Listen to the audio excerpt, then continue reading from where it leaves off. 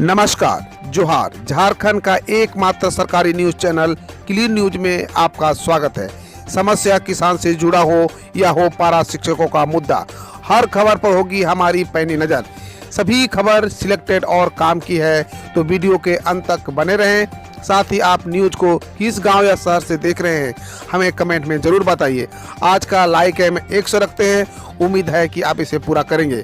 और रोजाना पंचायत चुनाव का अपडेट पाने के लिए चैनल को सब्सक्राइब कर बेल आइकन को प्रेस करें। तो चलिए जानते हैं आज का मुख्य समाचार।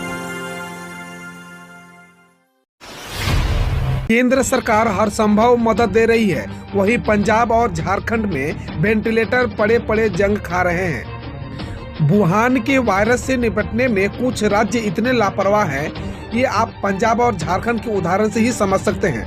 पंजाब और झारखंड में पीएम केयर्स फंड की सहायता से अनेक वेंटिलेटर भेजे गए हैं, लेकिन उन्हें अभी तक उपयोग में नहीं लाया गया है। उदाहरण के लिए दैनिक भास्कर की रिपोर्ट के अनुसार 7 जिलों में 60 से अधिक वेंटिलेटर को उपयोग में नहीं लाया गया है और कुछ या तो ढक कर रख दिया गया है या फिर कुछ पड़े पड़े बेकार हो रहे हैं।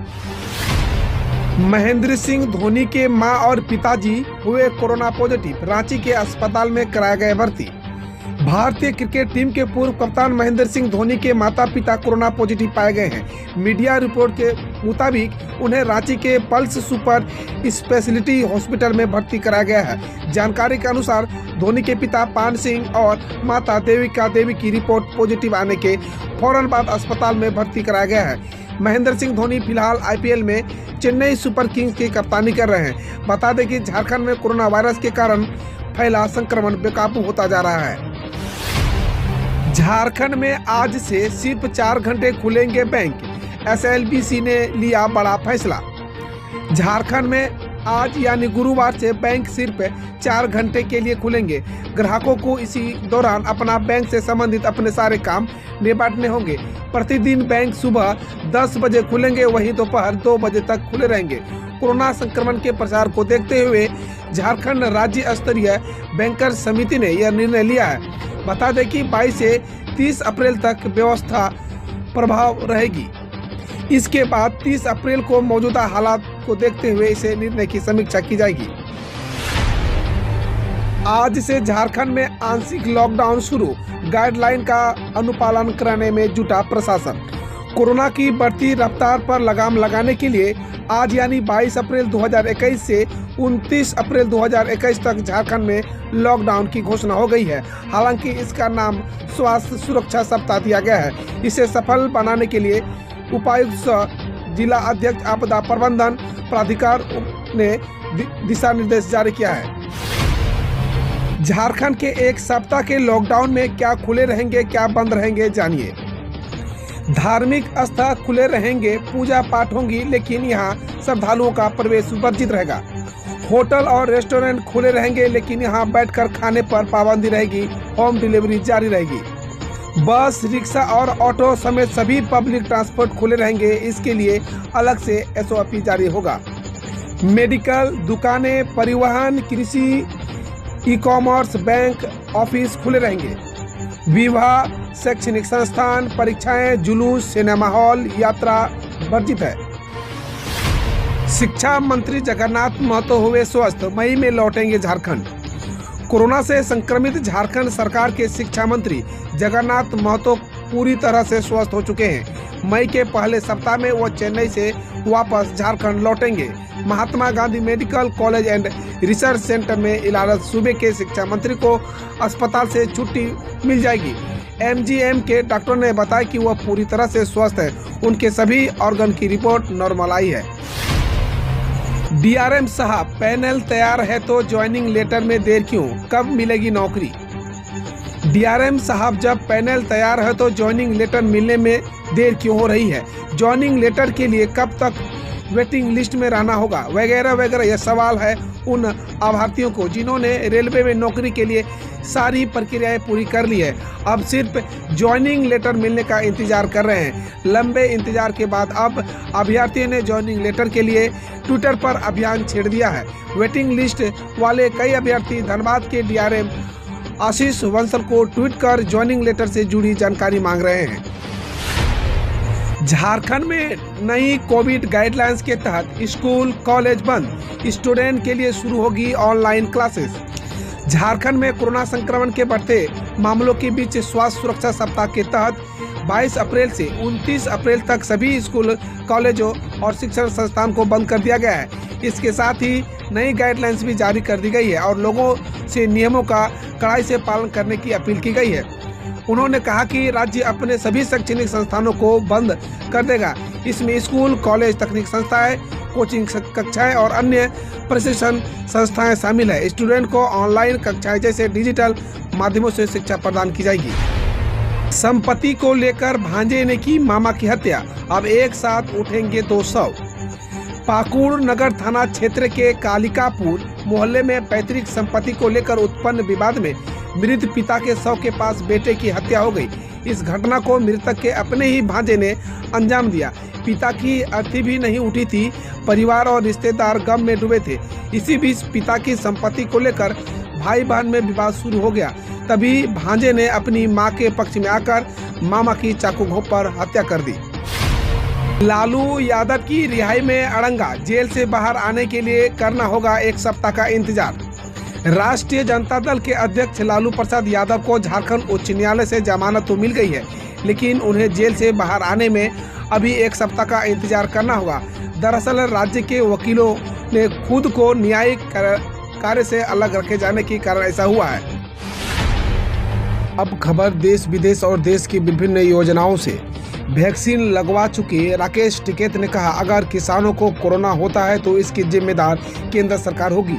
दिल्ली में कोरोना वायरस के बढ़ते मामलों के बीच भारतीय किसान यूनियन के प्रवक्ता राकेश टिकैत ने कहा कि अगर दिल्ली की सीमाओं पर विरोध कर रहे किसान कोरोना वायरस से संक्रमित होते हैं तो इसकी जिम्मेदारी केंद्र सरकार की होगी। उन्होंने कहा कि किसान अपनी मांग पूरी हुए बिना किसी भी कीमत पर दिल्ली की सीमाओं से नहीं हटेंगे।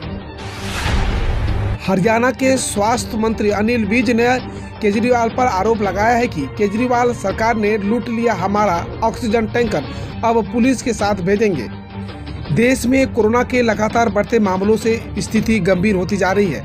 अस्पतालों में ऑक्सीजन की भारी कमी के कारण हाहाकार मचा हुआ है। इसी बीच हरियाणा के स्वास्थ्य मंत्री अनिल विज ने सनसनीखेज दावा किया है कि अनिल विज ने दिल्ली की केजरीवाल सरकार पर ऑक्सीजन लूटने का आरोप लगाया है। राकेश टिकैत के आंदोलन के कारण ऑक्सीजन टैंकर दिल्ली नहीं पहुंच पा रहे हैं। हम सभी ने देखा कि तथाकथित किसानों ने दिल्ली और पूरे देश में आंदोलन की आड़ में अराजकता मचा रखी है, जिसका नेतृत्व भारतीय किसान यूनियन के नेता राकेश टिकैत कर रहे हैं। अनेकों तरह की अराजकता फैलाने के बाद अब ये लोग कोरोना की दूसरी लहर के दौरान ऑक्सीजन की सप्लाई में एक बड़ी बाधा बन रहे हैं। कोरोना संकट में यात्रियों को घर पहुंचाने में जुटा है रेलवे। 10 दिनों में दिल्ली, महाराष्ट्र से चलेंगी 1600 स्पेशल ट्रेनें। कोरोना की दूसरी लहर में भारतीय रेलवे पहली लहर की तरह ही मुश्किल से यात्रियों को उनके गंतव्य तक पहुंचा रहा है। इसके लिए कई स्पेशल ट्रेनें चलाई जा रही है। भारतीय रेलवे यात्रियों की सुविधा के लिए पूरे देश में विशेष ट्रेन सेवा चला रहा है। इन सेवाओं में मेल एक्सप्रेस ट्रेनें, यात्री ट्रेनें और उपनगरीय ट्रेनें शामिल हैं। नियमित ट्रेन सेवाओं के अलावा अप्रैल-मई 2021 के दौरान समर स्पेशल ट्रेनों के रूप में अतिरिक्त ट्रेनें चलाई जा रही है। यह जानकारी रेलवे ने दी है।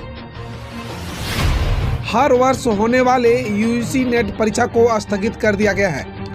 कोरोना के बढ़ते संक्रमण के कारण यूजीसी नेट दिसंबर परीक्षा 2020 को स्थगित कर दिया गया है। यह परीक्षा का आयोजन 2 मई 2021 को होना था, जो अब निर्धारित समय पर नहीं होगा। इस परीक्षा के लिए जल्द ही नई तिथि का ऐलान कर दिया जाएगा। एक खुशखबरी, अब बीए, बीकॉम के छात्र भी कर सकेंगे अप्रेंटिस। सरकार नेशनल अप्रेंटिसशिप स्कीम में एक बड़ा बदलाव करने की तैयारी में है, जिसके बाद डिग्री अप्रेंटिसशिप स्कीम में गैर तकनीकी विषयों में शिक्षा हासिल कर रहे स्टूडेंट भी शामिल हो सकेंगे। इस संशोधन का अंतिम कैबिनेट नोट मंत्रिमंडल सचिवालय के पास भेजा गया है। शिक्षा मंत्रालय ने एक अधिकारी ने बताया कि हायर एजुकेशन डिपार्टमेंटल ने वर्ष 2021-22 से 2025-26 की अवधि के लिए नेशनल अप्रेंटिसशिप स्कीम में संशोधन का प्रस्ताव तैयार किया है। बिहार लोक सेवा आयोग की ऑडिटर प्रारंभिक परीक्षा हुई स्थगित। कोरोना के लगातार तेजी से बढ़ रहे मामलों के कारण बोर्ड परीक्षाएं और विश्वविद्यालय की परीक्षाओं को स्थगित होने के बाद अब प्रतियोगी परीक्षाओं को स्थगित होने का सिलसिला शुरू हो गया है। बिहार लोक सेवा आयोग ने ऑडिटर पद के लिए निकाली गई भर्ती की प्रारंभिक परीक्षा को पोस्टपोन कर दिया है। इस परीक्षा का आयोजन 25 अप्रैल 2021 को किया जाना था, जो अब निर्धारित तिथि को नहीं किया जाएगा। कोरोना काल में केंद्र सरकार दे रही है 6 माह की नौकरी। आयु 65 साल तो बन सकते हैं निजी सहायक। केंद्र सरकार के विभिन्न मंत्रालय कोरोना काल में अस्थायी नौकरी दे रही है।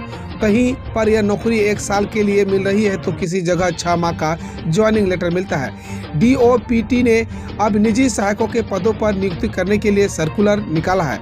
इसमें 65 वर्ष तक की आयु वाले उम्मीदवारों को आवेदन करने की छूट प्रदान की गई है। सैलरी अच्छी मिलेगी और कार्यालय स्थल नॉर्थ ब्लॉक, लोकनायक भवन या पुराना JNU कैंपस रहेगा। दिल्ली के बाहर तैनाती नहीं होगी। नासिक में oxygen leak, PM Narendra Modi बोले दिल दहलाने वाले हादसे से दुखी। मुख्यमंत्री उद्धव ठाकरे ने दिए जांच के आदेश, मुआवजे का किया ऐलान। महाराष्ट्र के नासिक में ऑक्सीजन लीकेज की वजह से अस्पताल में 22 लोगों की मौत हो गई। PM नरेंद्र मोदी ने दुख जताया है। PM मोदी ने कहा कि नासिक हादसा दिल दहलाने वाला है। उन्होंने हादसे पर लोगों की मौत पर दुख जताते हुए पीड़ित परिवारों के प्रति संवेदना जाहिर की है। इस बीच महाराष्ट्र के मुख्यमंत्री ने घटना की जांच का आदेश देते हुए मुआवजे का भी ऐलान किया है। खबर खेल जगत से। विस्फोटक बल्लेबाज वीरेंद्र सहवाग ने किया बड़ा खुलासा। हैट्रिक लेने के बाद अमित मिश्रा ने की थी सैलरी बढ़ाने की बात। दिल्ली डेयरडेविल्स के अनुभवी लेग स्पिनर अमित मिश्रा ने 5 बार की IPL चैंपियनशिप इंडियन मुंबई के खिलाफ ऐसा बेहतरीन प्रदर्शन कर मैच का रुख ही बदल दिया। 38 साल की अमित मिश्रा ने 4 ओवर में 24 रन देकर 4 विकेट झटके, जिसके चलते दिल्ली ने मुंबई को 6 विकेट से मात दी थी और सैलरी बढ़ाने की बात कही थी। ऐसा कहना है वीरेंद्र सहवाग का।